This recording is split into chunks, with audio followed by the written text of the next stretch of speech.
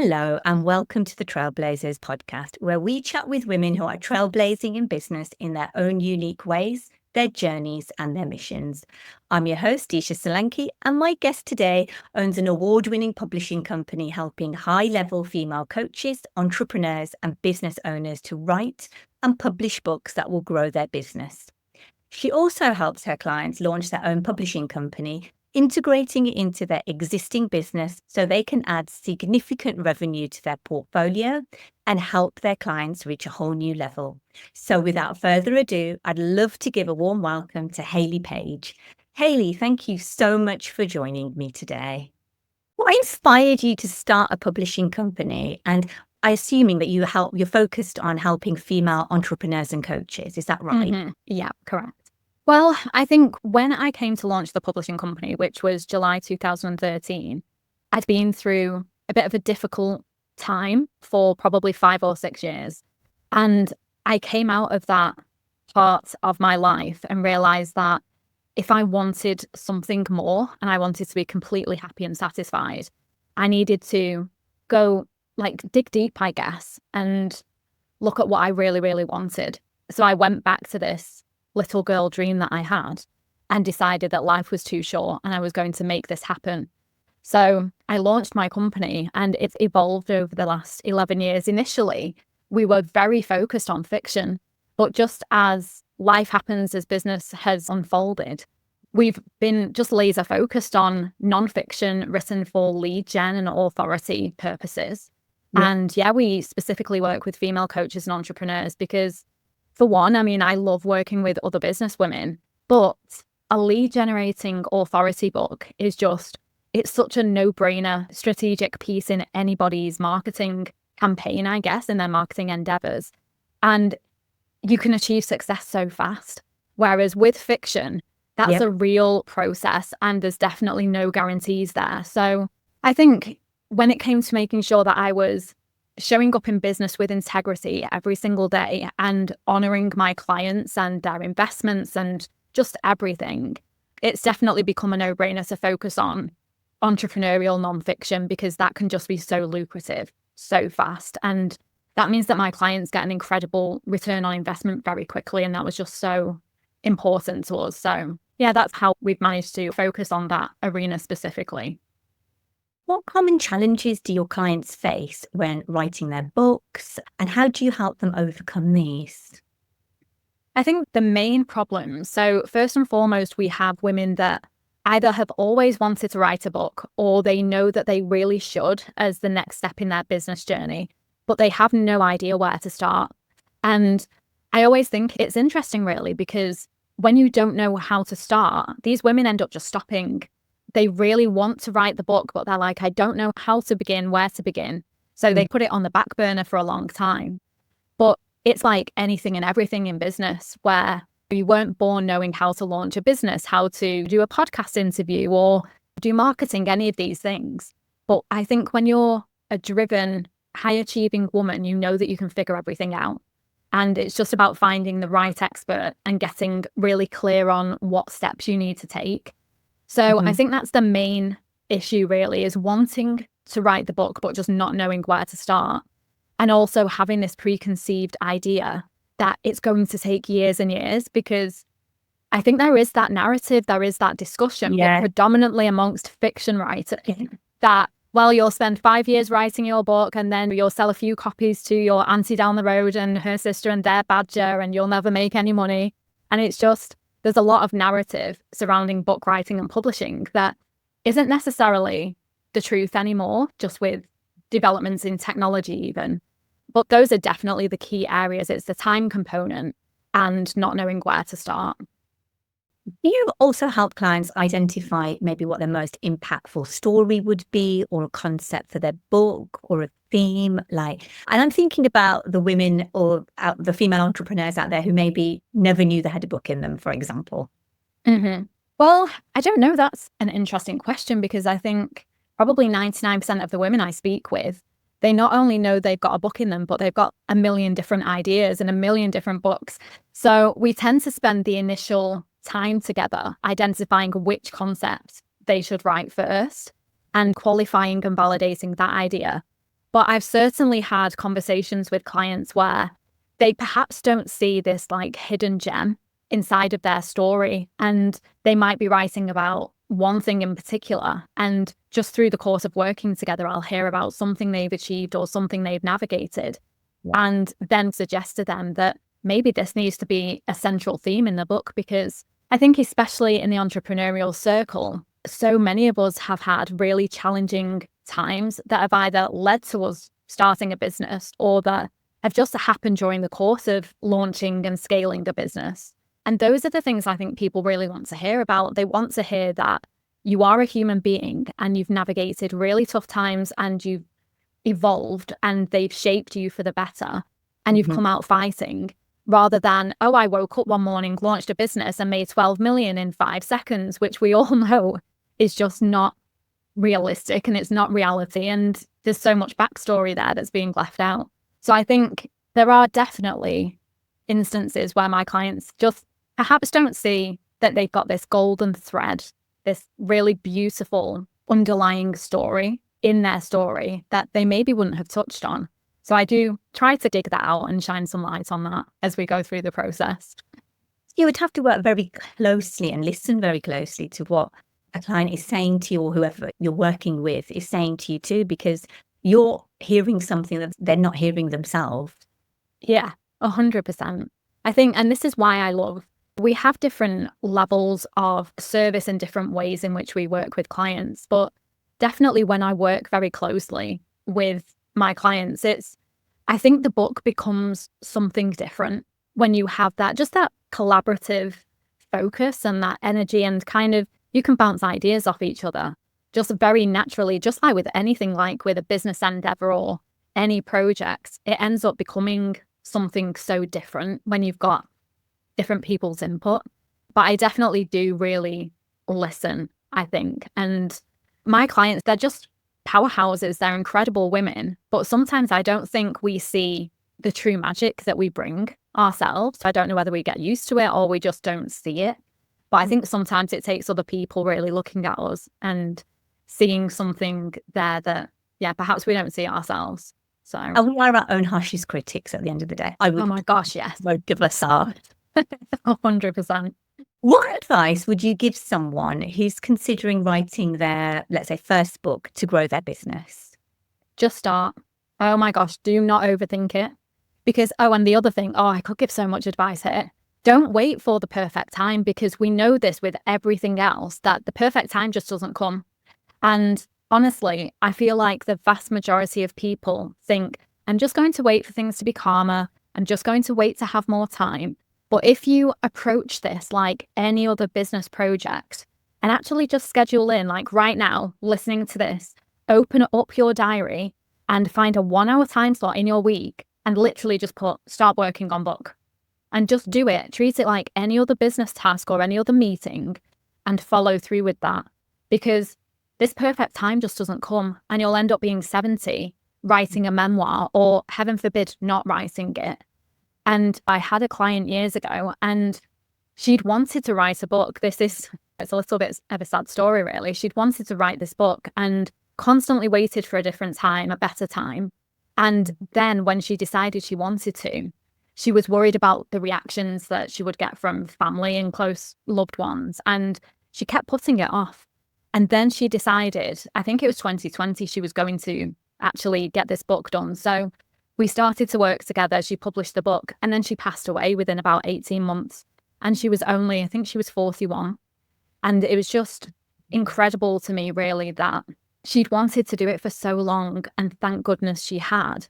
But I just don't think there's ever a better time than now. And if it's this niggle in your mind, this constant idea of, I really want to write it, but now's not the time, I just think just do it. You only need an average of, say, 2 hours a week for 6 months and it's done. So it's really not, it's 17 minutes a day. Okay. That's achievable. You could do that while having a hot drink, tea in the morning or a coffee. Absolutely. Everybody phone scrolls for how long every single day? And if you can literally assign 17 minutes a day for 6 months, it's done. That's very interesting. Very good advice, actually. I can see your cogs turning. You're like, I didn't know it was that achievable.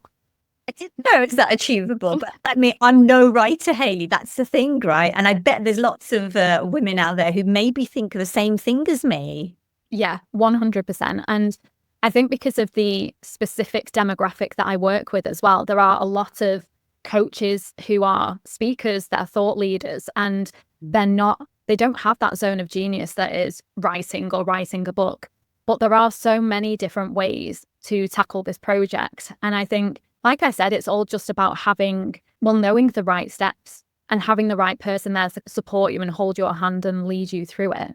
And so it really doesn't matter. You don't need to be an amazing, gifted poet or any kind of artistic, descriptive writer in order to write a really good authority book. You need to be an authority in your space, and you need to be able to lead your clients through a transformational journey, i.e. solving a pain point. Yeah. And if you can do that, you can absolutely take the knowledge that's in your brain and kind of convert that into a book. You don't need to be a writer at all. And if you've got a good team, you definitely don't need to be a good writer. So you're an award-winning business, Hayley. How did winning an award impact you, your business, and your brand visibility? And you must have been just so proud as well. I think the first time we ever won an award, I was skeptical.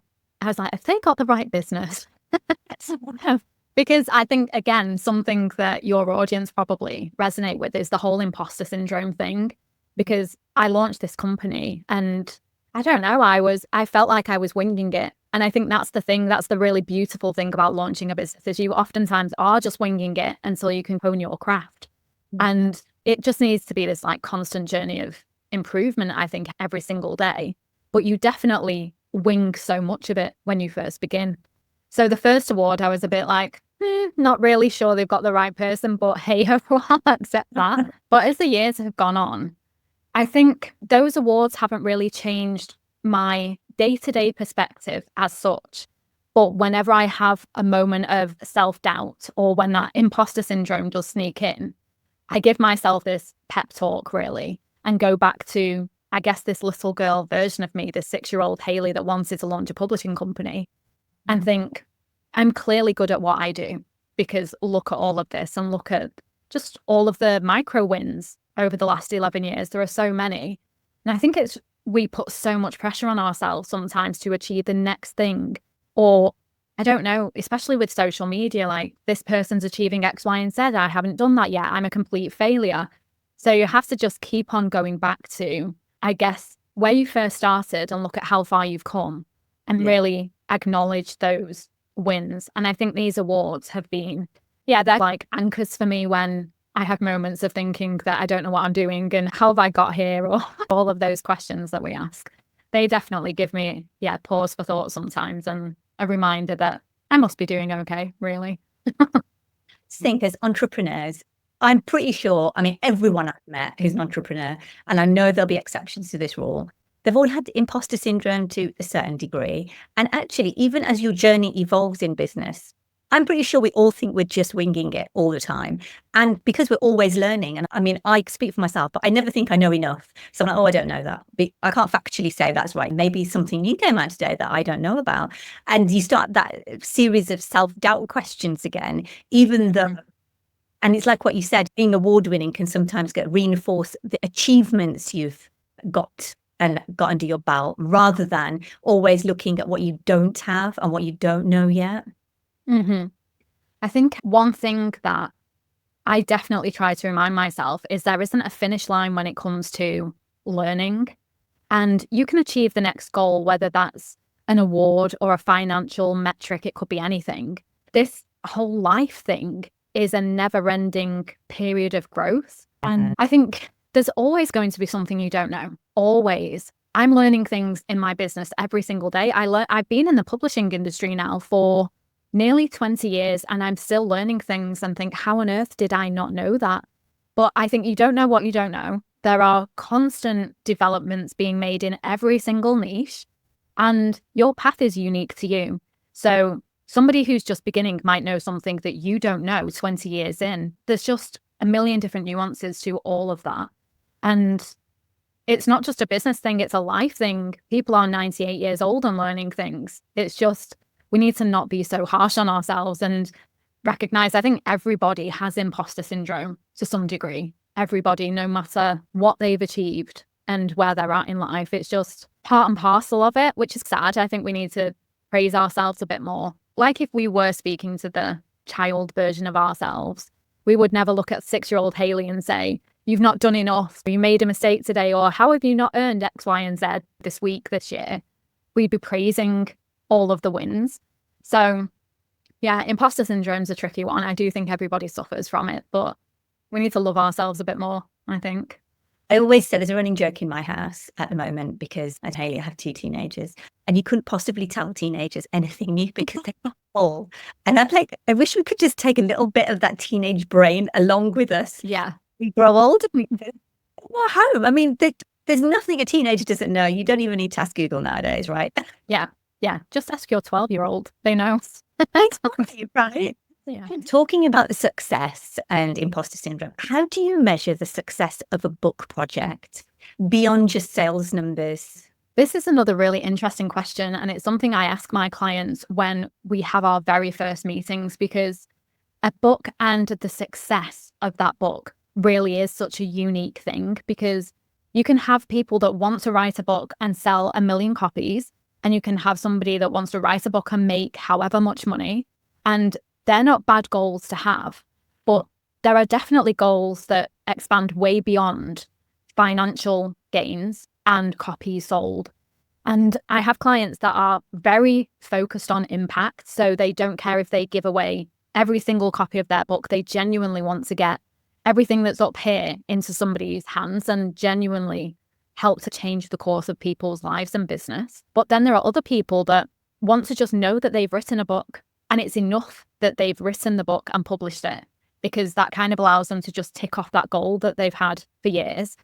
And I just think it's a very unique thing. I really do. I think for me, when I've written books, I love receiving feedback and comments to say things like, I implemented this and it made a difference. And it could be one person a year reaching out and saying your book has been transformational in some way. And for one person, that's enough and that's perfection. Whereas other people want to be New York Times bestsellers. And I just think it's all very individual. And whenever I work with somebody, I get very clear on their definition of success for this book, because it just helps to make sure everybody's on the same page and we can put in place the things that they prioritize, rather than it just being this laser focused on copies sold and royalties, because it's so much bigger than that. What are the current trends in publishing or business books that entrepreneurs do you think should be aware of? I mean, I think the obvious thing right now is that AI is being used left, right, and center to write books. And I have mixed opinions on that. I do think AI can be incredibly powerful in helping you to brainstorm and, I guess, piece things together. I don't think it's at a place right now where you can solely rely on it to write a book for you and do what you want it to do. But the number of publications that are being released every hour of every day that are written solely by AI, I mean, it's just astronomical. It's crazy. But this presents a really amazing opportunity for entrepreneurs and coaches, because to be frank, the quality isn't there with these AI tools. And I do think they impart a lot of knowledge on their reader, but it's not done in the most reader-friendly way. And it definitely doesn't nurture the reader into a relationship with the author and into the author's business, which is what you would want in this situation. So I think you've got an amazing opportunity to write a book that truly connects with readers and nurtures them and qualifies them and gives them immense value, and then moves them into your business, because people are going to find it harder and harder to find books that are written well and that do what they need to do. They're going to be picking up books and thinking, well, this is subpar. This has been written by an AI bot in 2 minutes again. So although it can be frustrating, because my whole ethos is focused on improving and enhancing the publishing industry. So it's a bit frustrating to see the industry being fire-hosed with AI-generated books that really aren't up to scratch, in my professional opinion. But like I said, that does present a really gorgeous opportunity there to write a great book and then stand out for that reason. How do you see the role of books evolving in personal branding and business growth over the next few years, like the future? It's just going to keep on getting bigger and bigger. I think it's like when you invest in something, people will say the best time to invest was 20 years ago and the second best time is now. I honestly think it's the case with books because the entrepreneurial circle is only getting bigger. More and more people are feeling empowered to launch businesses and really dig deep with their own area of expertise and share that with the world. And with that, this recognition that books are so incredibly powerful in your business, in your marketing, in your branding, everything, there is definitely so much more acknowledgement of the power of a book in your business now than there was even 12 months ago, 2 years ago. So that's only going to continue. And I think it's just going to be commonplace for entrepreneurs and coaches to have a book in their business. And even at this point, people are always asking my clients, have you got a book yet? Have you got a book yet? And it's such a missed opportunity when you say no to that, because it's an amazing way to get who you are and everything you represent in somebody's hands. And every time somebody reads your book, it's them raising their hand saying they've got the same problem that you helped to solve in your business. So I could talk all day about the power of a book in your business, but to answer the question, it's just going to keep on getting bigger and bigger. And I think it really will reach a point where if you are a business owner and you don't have a book, you'll be left behind, I think, in favor of the competition, because people want that. They want to dip their toes in a bit before diving straight in with a 5 or 6 figure coaching solution. They want to know a bit more. And a book is an incredible way of introducing somebody into your world and your business. And I guess it gives them that insight into you as a human being they might not be able to get elsewhere as well. Exactly. And that's a part that you cannot get with AI. Not at this point. Yeah. Anything else online, quite possibly, to be fair. Mm-hmm. Yeah. I think a book is just, it offers so much to your ideal market. And to go back to the difficulties that we all experience in business and those kind of stories and anecdotes, again, they really build up the know, like, and trust in who you are and in your business. And I don't know about you, but the vast majority of people I work with don't come to me because they want to find a publisher. They connect with me as just a fellow entrepreneur, as a human being, as a woman. And I think when you've got that know, like, and trust, it's so pivotal. And a book is a really awesome way of building that up. And it also showcases the standards that you align yourself with in your business. Because if you were to arguably use an AI bot to write a book, self-publish it on Amazon, design your own cover, just throw it up in the course of a day, rightly or wrongly, the quality of that book will be perceived to be aligned with what you do in your business. So you could have an exceptional offering and you could have an incredible business, but if the quality and the standards aren't there in your book, your prospects and your ideal clients are going to look at that and think, well, if she's willing to put this kind of book out there, what are her coaching services like? So you really want to do everything you can to showcase who you are and what your brand stands for, and make sure that your book is aligned with that. Absolutely agree with you. I think it goes back to the saying is how you do anything is how you do everything, right? Absolutely. Agree. And I really do stand by that. I don't mean like you have to reach perfection and everything. Mm-hmm. That's the very best of your abilities. I do think that has a lot to be said, I think, in whatever you put your mind to. Yeah, I completely agree. I think I live by that saying myself. And I think you have to do whatever you perceive to be the very best. And I think with a book as well, it's out in the world forever. So you surely want to just invest some time and energy into making it the best it can be. And if you don't have the time and energy, then outsource the entire project to somebody who can look after that for you. But definitely winging it and throwing it up on Amazon, I don't know. I think that can be quite detrimental to your entire business reputation. So it's important to do it right, I guess. What's the biggest misconception about writing a book to grow a business? That international bestseller means that you have sold millions of copies and that you can retire tomorrow. I agree with that. Yeah. Yeah, one of those, I think. And again, everybody that's in the entrepreneurial space will see all of their entrepreneurial authors advertising the fact that they're international bestsellers. And I think people are getting quite I don't know, not bored with that, but just like, how are you an international bestseller? Because somebody else on my friends list is currently an international bestseller as well. And I think it's really important to educate people on what that means and what it doesn't mean. And it is definitely a trust stamp and an authority seal that people really, really want. So in our business, we guarantee that we will position you as an international bestseller, but we're also very, very clear that this does not mean that you've sold thousands of copies and royalties are going to be in the millions, because it's all about Amazon's algorithm and how many units are sold in a 1 to 2 hour period. So anybody really can achieve international bestseller.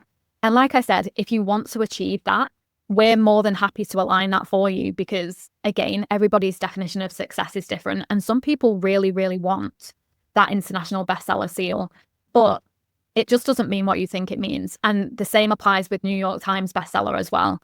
That's not a bestseller list, it's an editorial list. And again, that's something people put on their vision boards and you have no control over it. These books are chosen by editors on the basis of what they like. It's nothing to do with sales. What's been your biggest challenge as a female business owner in the publishing industry? Perfectionism, 100%. I'm that typical entrepreneur that, it sounds so bad, but just always thinking nobody can do it as well as I can do it. So I've definitely struggled with outsourcing, and not so much anymore, but I definitely did at the beginning. I didn't want to hire team members. I didn't want to outsource anything because I felt like their standards would be 80% of mine and that wasn't good enough. But I think as the years have evolved, I've definitely let go more, not in terms of the standards, but more so recognizing that I can actually find somebody to do these tasks and them do it like to a far superior level. And I think years ago, I wasn't really accepting of that because I've just always strived to be the best. So I was like, I'm the best at this, I will do this. And then before you know it, you're doing everything. You're wearing all the hats. Nothing can scale. You're the bottleneck in the business. And I think that period of growth was huge for me because letting go is really, really tough. When you feel like this business is your baby and all of a sudden you're giving critical components to other people to handle. And you start off being like a helicopter parent there, like, I'm just going to watch everything you're doing. And that doesn't work either.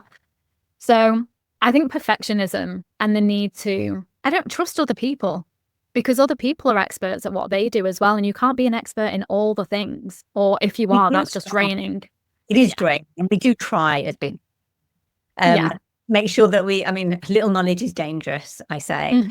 And sometimes I know that I can be guilty of that. Oh, yes, I'll go and read something go down a rabbit hole for the next few hours. Maybe I know it all now. I don't know if you know that by the point.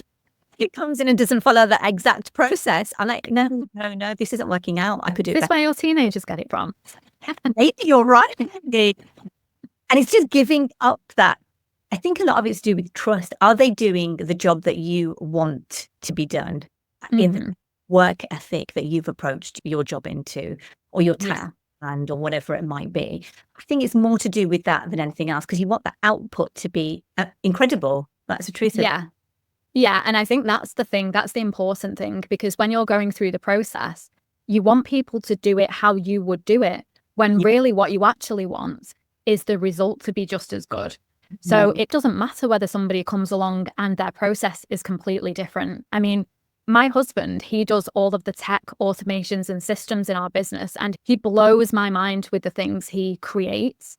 But if I ask him to do something inside the business, because I'm the CEO, which interesting, if I ask him to do something, I'll watch how he does it now and I just find it so interesting that his process is so different to the process I would implement.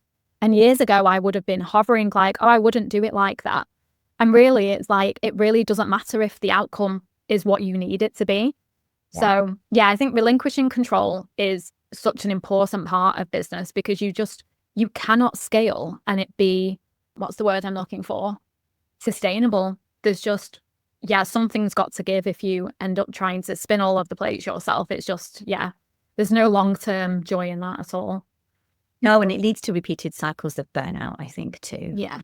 because it takes up so much brain capacity and brain space that you're not in your zone of genius. And I think probably the people that you're engaging with are also now not operating in their zone of genius with you hovering over them.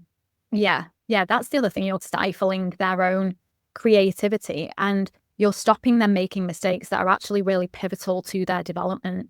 So, yeah, And it's not serving anybody. No, and the whole point is that they don't do it the way that you would do it because you don't know better if you were really honest. Yeah, exactly. If like I know what a good cover looks like and I know the different elements that need to be in a specific place and they need to look a certain way. But if I bring in a professional cover designer, I can't sit there and think I know better when it comes to cover design and all of the different moving parts there.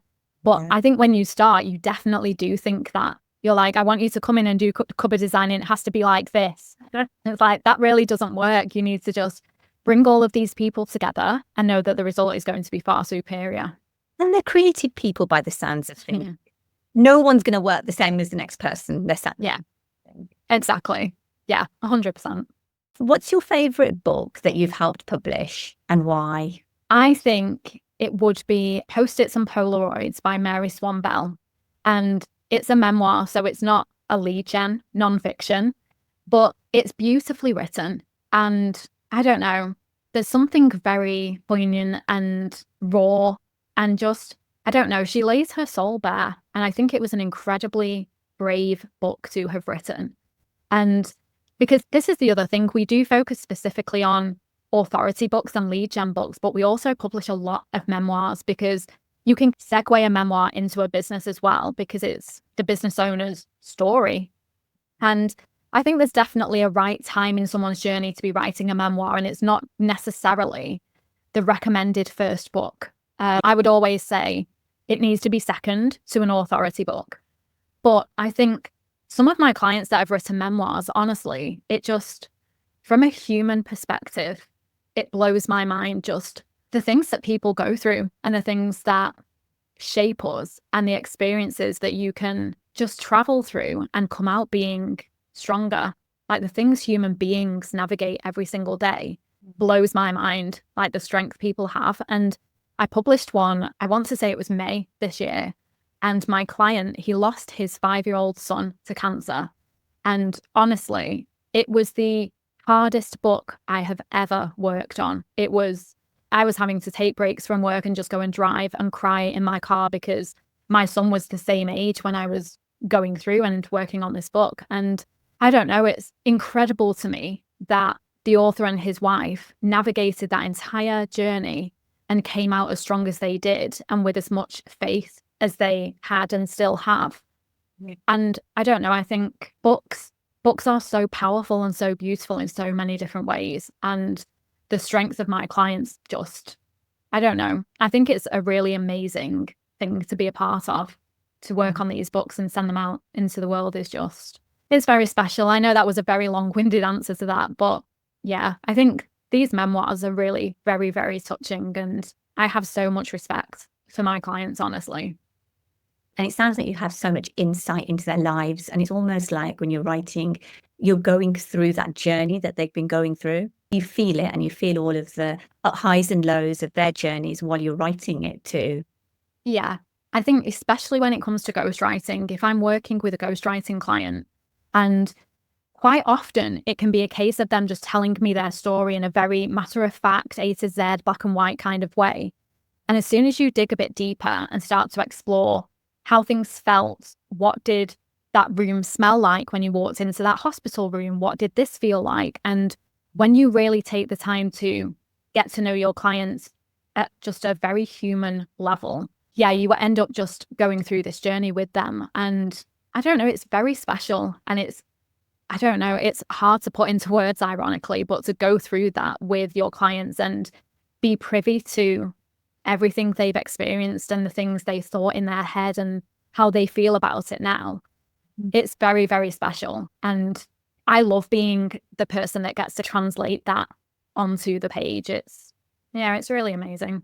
I encourage everyone listening to check out Hayley's links and social media links, which will be in the show notes too. Do follow us on the TrailblazeHers on Instagram, LinkedIn, or visit thetrailblazehers.com. to stay updated on future episodes and behind the scenes content. Once again, I'm Disha Solanki with Hayley Page, and you've been listening to the Trailblazers. Thank you for listening.